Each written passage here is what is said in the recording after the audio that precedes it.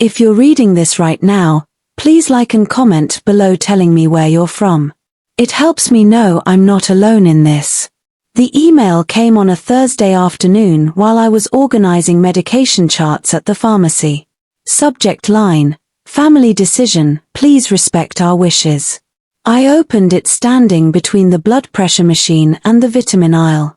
Jennifer, your father and I have talked extensively. We've decided you cannot move back into the house. We need our space and privacy. We hope you understand. This is final. Mom. I read it 3 times. My vision blurred at the edges. The house. The house I'd been paying the mortgage on for 5 years. The house I'd saved from foreclosure when Mom had her accident. The house that was supposed to always be home. My hands went numb. I was 29 years old, standing in a pharmacy where I'd worked for 7 years, and I'd just been made homeless by my own parents. Let me back up. 5 years ago, Mom fell down the stairs at her office building. Shattered pelvis, broken leg, spinal injuries. The doctors said she'd never walk again. She proved them wrong, but it took 3 years of painful rehab, surgeries, and round-the-clock care. Dad had to quit his job to take care of her. Their savings vanished in 6 months. The mortgage payments stopped. The bank sent foreclosure notices. I was 24, fresh out of pharmacy school, living in a tiny apartment and drowning in student loans. But they were my parents. They'd raised me, fed me, loved me. How much do you need? I'd asked Dad on the phone, hearing him cry for the first time in my life. $2,200 a month, Jenny. Just until your mom recovers. Just until I can go back to work. I swear we'll pay you back every penny. I worked out the math. If I took on extra shifts, cut my expenses to nothing, moved to an even cheaper place, I could do it. Barely. I'll handle it, Dad. Don't worry. That was March 2019. For 5 years, I paid that mortgage. Every single month. $2,200 on the dot, transferred from my account to theirs. I worked 50-hour weeks. I skipped meals. I wore scrubs until they had holes. I drove a car held together by duct tape and prayers. I didn't go on vacations. Didn't go out with friends. Didn't date because I couldn't afford dinner and a movie. I lived in a basement apartment with mold on the walls because the rent was only $600. But I kept that house standing. I kept my parents' home safe. Mom recovered slowly. By 2021, she was walking again. By 2022, she was back at work part-time. By 2023, she was full-time. I kept paying. When do you think you'll be able to take over the mortgage again? I'd asked last Christmas. Soon, honey. We're still catching up on bills. You understand. I understood. I always understood. Then in September 2024, everything fell apart for me. My landlord sold the building. New owner doubled the rent. $1,200 for a moldy basement I could barely stand up in. I couldn't afford it. Not while paying their mortgage too. I called Dad. I need to move back home for a few months. Just while I find something affordable. I'll pay rent if you want. Silence on the other end. Dad, let me talk to your mother. That was 3 weeks ago. Now this email. I walked out of the pharmacy. My manager called after me but I couldn't hear her. The world had gone fuzzy and far away. In my car, I called Dad. Straight to voicemail. I called Mom. Same thing. I called my older brother, Marcus. He answered on the 4th ring. Jenny, look, this is really between you and Mom and Dad. Marcus, I've been paying their mortgage for 5 years. 5 years. And now they won't let me stay there for a few months. Yeah, well. He sighed. They're worried you'll try to take the house or something. You know how you can get. How I can get. What does that mean? You keep bringing up the money, making them feel guilty. They paid for your childhood, Jenny. They don't owe you anything. My mouth opened but no sound came out. Marcus, I've given them over $130,000. That was your choice. Nobody forced you. He hung up. I sat in my car for an hour. Then I drove to the house. My childhood home. White siding, blue shutters, the oak tree in the front yard where Dad hung my swing. Mom's car was in the driveway. So was Dad's truck. And another car I didn't recognize. I knocked. Dad answered. His face went tight. Jennifer. This isn't a good time. Dad, we need to talk about. We sent you an email. We made our decision. Behind him, I saw people in the living room. My sister Rachel, her husband Tom, and my brother Marcus with his fiancée. You're having a family meeting without me? This doesn't concern you. Something in my chest cracked. The house I've been paying for doesn't concern me. You need to leave. His voice was cold. Stranger cold. I left. But I didn't go far. I parked down the street and I waited. 2 hours later, everyone came out smiling. Hugging. Rachel was crying happy tears. Marcus was shaking Dad's hand. I called my friend Beth, the only person I trusted. She was a paralegal at a law firm downtown. Beth, I need help. I need to know my rights. Come over. Bring everything. Every receipt, every bank statement, everything. At Beth's apartment, I spread 5 years of my life across her kitchen table. Bank statements showing $2,200 transfers every month. Text messages where Dad promised to pay me back. Emails where I asked about resuming payments. Beth went quiet, clicking through something on her laptop. Jenny, do you know what address your parents' mortgage is registered to? 534, Maple Drive. Why? More clicking. Then Beth's face changed. Oh no. Oh, Jenny. What? What? Your parents refinanced the house. 18 months ago. The room tilted. What does that mean? They took out a new loan against the house. The old mortgage you were paying? They paid that off with the new loan. Which means what? Which means you've been paying their new mortgage. But here's the thing. The new loan was for $280,000. The old loan only had about $95,000 left on it. The numbers swam in front of me.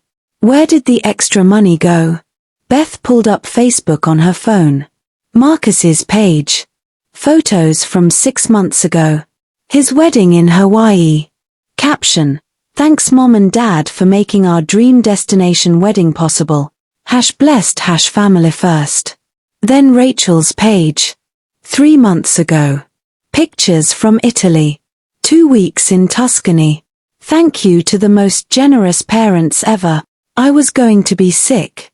They used my money to pay off the house, then immediately took out a new loan and gave that money to my siblings. And now I'm still paying their mortgage. It looks that way. I couldn't breathe. What can I do? Do you have anything in writing? Any contract? I pulled out my phone. Scrolled back 5 years to that first conversation with Dad. I'd sent a follow-up text that night. Dad, I'll send $2,200 per month for the mortgage. Let me know when you can take over payments again. Love you. Dad's response, you're saving our home, Jenny. We'll pay back every cent, I promise. You're a godsend. Beth screenshot everything. This isn't a formal contract, but it shows intent. Combined with 5 years of payment history, we might have something. Let me talk to my boss tomorrow. He handles cases like this. That night, I couldn't sleep. I kept seeing Rachel's Italy photos. Marcus's beach wedding. My parents smiling with them, celebrating with money that came from my paychecks. Money I'd earned while eating ramen for dinner. While my car broke down 3 times. while I went to work sick because I couldn't afford to miss a shift. The next morning, Beth called. My boss wants to meet you. Today, if possible. He thinks you have a case. Robert Chen's office was downtown, 10th floor, windows overlooking the river. He was maybe 50, sharp suit, and kind eyes. Miss Parker, Beth filled me in. I've reviewed your documentation. I want you to know something up front. Suing family is hell. Even if you win, you lose something. Are you prepared for that? They already threw me away, I said quietly. I don't know what else I can lose. He nodded. Your situation is called unjust enrichment. You provided payment for a debt with the expectation of repayment. They accepted that payment, benefited from it, then used the equity you helped them build to enrich themselves and your siblings. We can sue to place a lien on the property for the amount you paid. A lien? It means they'd owe you that money. If they can't pay, you can force a sale of the house to recover your funds. Force them to sell their house. It's not their house, Jennifer. Not fully. You have equity in it. You paid for 5 years of it. The law recognizes that. My hands were shaking. How long would this take? If we move aggressively, we could file this week. Have them served by next week. This time of year, with the holidays, we might be able to expedite things. Especially if we can prove they're about to dissipate more assets. What does that mean? Are they planning any large purchases? Trips? Anything expensive? I thought about the family meeting. Everyone's so happy. Rachel crying. I pulled up her Facebook again. A new post from this morning. Big announcement coming Christmas Day. Mom and Dad are the best. Christmas tree red heart hash. I showed Mr. Chen. He leaned forward. We need to move fast. If they're planning to take out more loans or spend more money you've helped them acquire, we need to freeze their assets now. Can you do that? With an emergency motion and your documentation? Yes.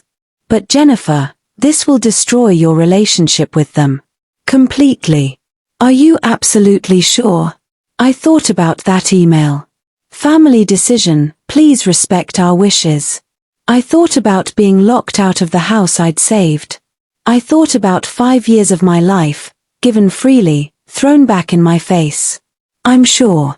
We filed on Friday.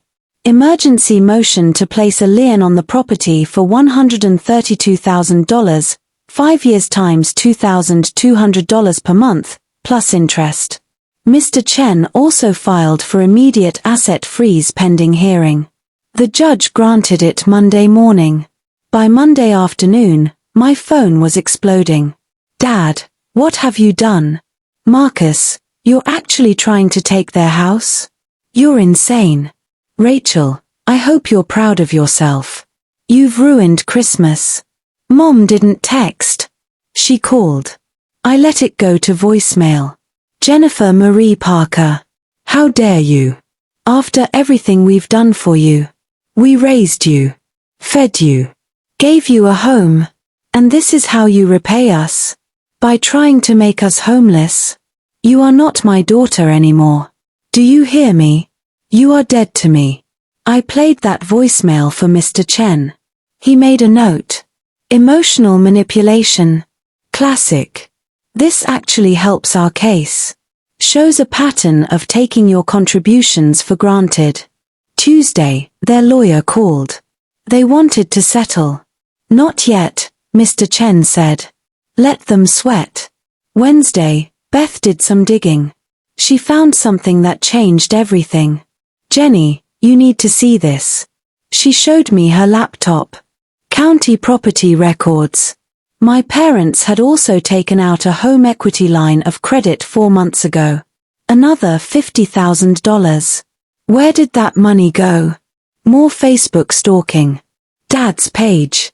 Mr. Chen amended our filing. We were now asking for $182,000, plus legal fees, plus interest. Total, roughly $200,000. The hearing was set for December 23rd, 2 days before Christmas. Their lawyer tried to get it delayed. Your Honor, this is the holiday season. The family is under tremendous stress. Mr. Chen stood. Your Honor, my client has been under financial stress for 5 years while keeping the defendants afloat. They've used her contributions to fund luxury expenses while denying her a place to live in the home she's been paying for. This is time-sensitive as the defendants continue to dissipate assets. The judge was a woman in her 60s with steel-grey hair. She looked at the case file. Then at my parents. Then at me. Motion to delay denied. We proceed today. The hearing lasted 3 hours. Mr. Chen presented everything. Bank statements. Text messages. The refinancing documents. Facebook posts showing the Hawaii wedding, the Italy trip, the boat. Their lawyer argued I'd given the money as a gift. That there was no formal contract. Mr. Chen pulled up Dad's text. We'll pay back every cent, I promise. That's a verbal contract, Your Honor. Combined with 5 years of documented payments and the defendant's repeated assurances of repayment, my client had a reasonable expectation of being repaid. The judge asked my parents directly, did you ever intend to repay your daughter? Mom and Dad looked at each other. Dad spoke. We raised her. We spent hundreds of thousands on her over 18 years. We considered this her contribution to the family. So that's a no, the judge said flatly. She ruled from the bench. I find in favor of the plaintiff. The defendants are ordered to pay Jennifer Parker $198,000 within 90 days, or the property at 534 Maple Drive will be sold to satisfy the debt. Additionally, the defendants are ordered to pay plaintiff's legal fees of $15,000. Outside the courtroom, Marcus got in my face. You just made Mom and Dad homeless for Christmas. I hope you can live with yourself. I hope you enjoyed Hawaii, I said. He looked like I'd slapped him. Rachel was crying. We'll have to cancel the announcement. We were going to tell everyone we're pregnant. Mom and Dad were throwing us a gender reveal party. They spent $5,000 on it. Now we have to cancel because of you. They spent my money on your party, I said. My money that I earned eating ramen and living in a basement. You're so selfish. Rachel sobbed. I walked away. Mr. Chen called me that evening. Jennifer, their attorney called. They want to settle. They're offering $50,000 and for you to drop the lien. That's not even half. I know. I told them no. But I need to ask, do you actually want them to sell the house? Because they will if they can't come up with the money. Did I want them to lose their home? I thought about 5 years of sacrifice. 5 years of just a little longer, honey. 5 years of my life given freely, turned into a weapon against me. They made their choice, I said. I'm just living with the consequences they created. December 24th, Christmas Eve. Their lawyer called again. They'd found a buyer. A quick sale. They'd get $425,000. After paying off their mortgage, $280,000, my settlement, $198,000, and realtor fees, they'd walk away with maybe $30,000. They want to know if you're happy, their lawyer said, sounding disgusted. They want to know if this is what you wanted. I wanted them to keep their promise, I said. That's all I ever wanted. The sale closed December 31st. New Year's Eve. My parents had to be out by January 15th. Mom called me from a number I didn't recognize. I answered without thinking. I hope you're satisfied. Her voice was acid. Your father is in the hospital with chest pains. The stress of this almost killed him. But you got your money, so I guess that's all that matters to you. Mom. Don't you dare say one word. You are not my child. I have 2 children now. Marcus and Rachel. That's it. You're nothing to me. I wish I'd never had you." She hung up. I sat on the floor of my new apartment, the one I'd rented with the settlement money, and I cried for 3 hours. Beth came over with wine and Chinese food. "You did the right thing," she kept saying. "They stole from you. They lied to you. You did the right thing." But it didn't feel right. It felt like I'd burned down a bridge and was standing on the wrong side. 2 months later, in February, I got an unexpected call. Uncle Ray, Dad's older brother who I barely knew. "Jennifer, it's your Uncle Ray. I heard about what happened with the house. I need you to know something." "Okay. Your dad did this to me, too. 20 years ago. I loaned him $30,000 to start his business. He promised to pay me back. Never did. Spent it on a truck and a vacation instead. When I asked for my money, he turned the whole family against me. Said I was greedy. That I cared more about money than family. I didn't see my nieces and nephews for 10 years because of it." My chest went tight. "Why didn't you tell me? Would you have believed me? Before all this?" "I wouldn't have. I would have thought Uncle Ray was bitter and jealous. I got my money back eventually," Ray continued. "Took him to small claims court. Won. But the family still thinks I'm the bad guy. Here's what I want you to know, Jennifer, you're not crazy. You're not selfish. Your dad has a pattern. He uses people who love him. When they ask for what's owed, he makes them the villain. How do you live with it? With everyone thinking you're the bad one? By knowing the truth. And by understanding that sometimes family means walking away from people who hurt you, even if they share your blood." We talked for an hour. Ray told me about his life now. He'd built his own family, friends who actually showed up, a wife who had his back, kids who learned from his mistakes. "You'll do the same," he said. "Give it time." More calls came. A cousin I barely remembered, "Your dad borrowed money from my parents too. Never paid it back." A former business partner of Dad's, "He screwed me out of $20,000. I tried to warn your mom. She didn't believe me." An old family friend, "Your parents borrowed $5,000 for medical bills. I saw them buy a hot tub the next month." A pattern. Uncle Ray was right. This wasn't about me. This was who Dad was. And Mom enabled it. Maybe even encouraged it. 3 months after the settlement, I ran into Rachel at the grocery store. She was showing. Very pregnant. She saw me and her face went cold. "I hope you know you ruined everything," she said. "Mom and Dad are living in a tiny apartment. Dad's depressed. Mom cries every day. But at least you got your money, right? Rachel, they stole from me. 4 years. They're our parents. You don't sue your parents. Family doesn't do that to family. Then what do you call what they did to me?" She opened her mouth. Closed it. "It's different." "How?" "Because they're the parents. We're the kids. We owe them. I gave them 5 years of my life. I gave them over $130,000. What exactly do I still owe?" She pushed her cart past me. But she stopped. Turned back. "Was it worth it, Jenny?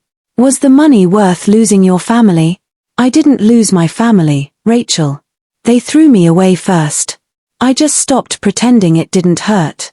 She left without another word. 6 months after the settlement, something unexpected happened. Marcus called. "Jenny, don't hang up." I almost did. But something in his voice stopped me. "I'm listening. I'm in therapy. My therapist, she had me write out everything that happened. From your perspective. And mine. And Mom and Dad's." He took a shaky breath. "Jenny, I'm sorry. I'm so fucking sorry." Silence. My therapist showed me what gaslighting looks like. What financial abuse looks like. What scapegoating looks like. And Jenny, I was part of it. I took that Hawaii wedding money knowing where it came from. I knew you were struggling. I knew you were paying their mortgage. And I took it anyway. Why are you telling me this? Because you deserved better. You deserved better from all of us. And I'm asking, not expecting, but asking if maybe someday you might let me try to be a better brother. I can't fix what happened, but I want to try to do better going forward. I didn't answer right away. Couldn't. I need time, I finally said.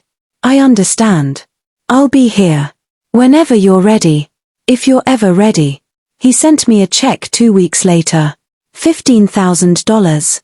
A note attached. This won't cover what I took, but it's a start. No strings. You don't have to talk to me. I just want to do the right thing, even if it's late. I cashed it. Put it in savings. And I sent him one text. Thank you. This matters. Today, 1 year after the lawsuit, I'm in a better place. Not perfect. Not healed. But better. I live in a decent apartment. I paid off my student loans. I bought a reliable car.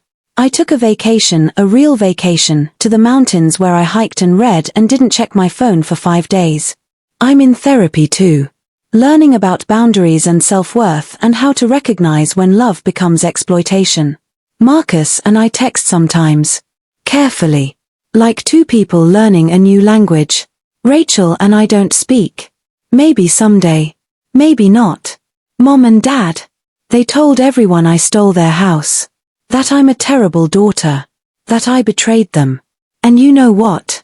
I stopped caring what everyone thinks. Because the people who matter, the ones who took time to hear my side, to see the bank statements, to understand the timeline, they know the truth. My coworker Dana, who's become a real friend, told me something wise. People who truly love you don't keep score. Don't demand payback. Don't use your generosity as a weapon. What your parents did wasn't love. It was transaction. And when you stopped being useful, they discarded you. She was right. I didn't contribute nothing to that family, like they claimed. I contributed everything. My money, my time, my youth, my peace of mind. And they gave me back nothing but contempt. So I stopped contributing to people who saw me as a bank account instead of a daughter. Now I contribute to my own life. To friendships that are reciprocal. To a future that I'm building on my own terms. And that's worth everything they took from me. If you've made it this far, thank you for listening to my story. It helps to know I'm not alone. Drop a comment below if you've ever had to set boundaries with family. I see you. I understand. And you're not the villain in your story, no matter what they say. You're just someone who finally chose yourself. And that's not selfish. That's survival.